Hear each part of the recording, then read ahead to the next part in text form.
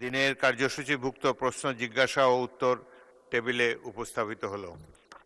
বিশ্বে জ্বালানি তেলের দাম বাড়লেও দেশে এখনও মার্চ মাসের দাম অনুযায়ী এপ্রিলেও মিলছে জ্বালানি। তবে মে মাসে জ্বালানি তেলের দাম বাড়ানো হবে কিনা সে বিষয়ে যাচাই করছে সরকার। সংসদে তেমন তথ্যই জানান বিদ্যুৎ, জ্বালানি ও খনিজ সম্পদ মন্ত্রী ইকবাল হাসান মাহমুদ টুকু। আমরা প্রতি মাসে দামের সমন্বয় করি।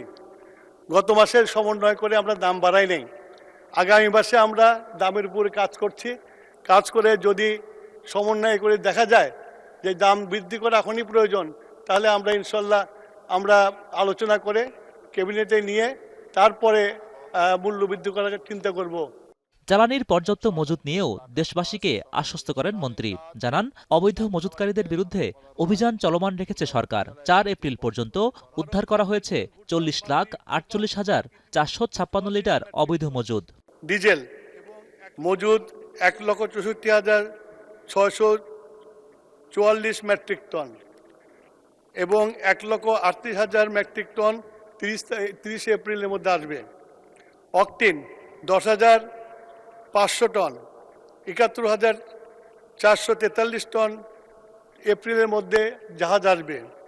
পেট্রোল 16,000 টন, 36,000 টন আপনার এপ্রিলের মধ্যে আসবে। গুমকে মানবতাবিরোধী অপরাধ হিসেবে অন্তর্ভুক্ত করে পাশ হয় আন্তর্জাতিক অপরাধ ট্রাইব্যুনাল সংশোধনী বিল 2026।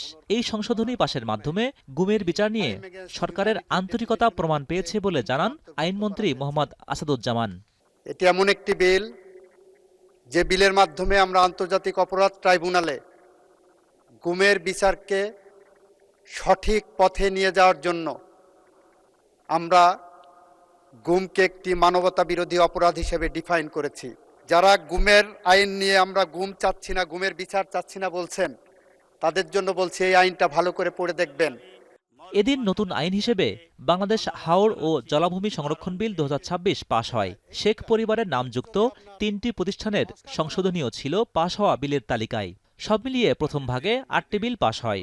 যারা এই প্রস্তাবের পক্ষে আছেন তারা হ্যাঁ বলুন, যারা এই প্রস্তাবের বিপক্ষে আছেন তারা না বলুন। ত্রয়োদশ জাতীয় সংসদের প্রথম অধিবেশন চলবে 30 এপ্রিল পর্যন্ত। এর মধ্যে 98টি অধ্যাদেশ বিল আকারে পাশ করার কথা রয়েছে। খুলনা আইন 2021 এর সংশোধন কল্পে হোসেন জাহিদ, এখন, ঢাকা।